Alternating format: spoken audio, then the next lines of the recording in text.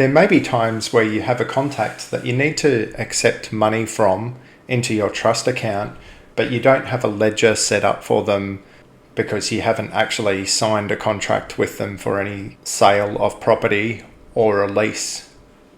You can keep track of this easily through MantisProperty under the contact record in the ledger tab. In this video, I'm going to show you how to set up a ledger for a contact and how to record money coming in and out of that ledger that will then be reflected in your trust account reports. So to do this, you just bring up the contact that you want to set up your ledger for and click on the ledger tab. In here, you would select the trust account that you want to connect this ledger to. Put in the opening balance, which is usually 0, and the opening balance date, which is usually the date of the first transaction. And then you can also put in the ledger name.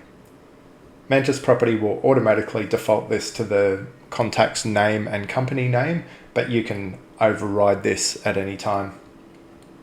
Once you're ready, just click Create Ledger Account. That then refreshes the screen and it shows you here that there is a ledger already set up and ready to add deposits and payment transactions into. If you've received money from this contact and you want to record it in the ledger, you simply click Add Deposit. You choose the deposit method that you've received it in. You put in the contact that you've received that money from. You can put in any description that you want. So we're just going to put in an example here.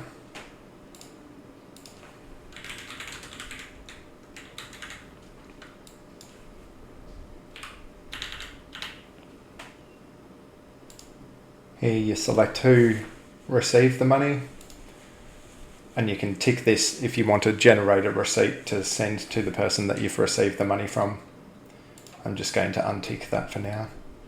And then you click Continue. As you can see now, it's showing here that there's a deposit from this person for the amount of $1,000, and they're showing there's $1,000 currently in this ledger. Now if we go over to Trust Accounting, I'll show you where this is reflected. First of all, if we go into Transactions, you will see that transaction sitting there in the full trust account transaction list. This will also show up in the chart of accounts. So if we click on that, you will see that ledger is sitting here, so the name of the ledger and what the current balance is, $1,000. If we click View, it'll jump straight to that ledger, as you can see here. From here you can print the ledger if you need to. Now if we go back to the ledger for this contact, we can see that that $1,000 deposit is sitting in there. Now say for instance this is $1,000 that you've received from a potential buyer that you're acting as a buyer's agent for, and then you eventually find them the property and you create a contract and you want to move this $1,000 deposit from their personal ledger into the ledger of the contract. To do this, you would simply click Add Payment. You would choose the payment method. So say for instance it's a bank transfer. You put in the details of the account that you're transferring this money to.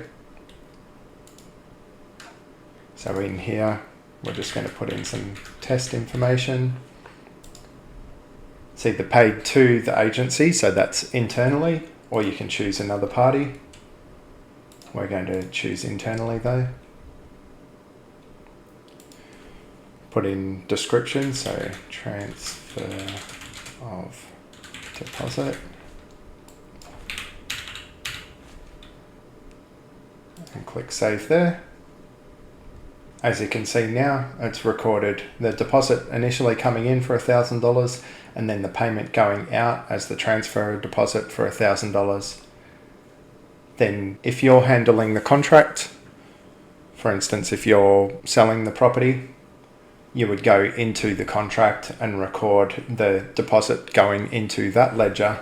So that way if you're ever audited, all your reports show the movement of that money between the two ledgers.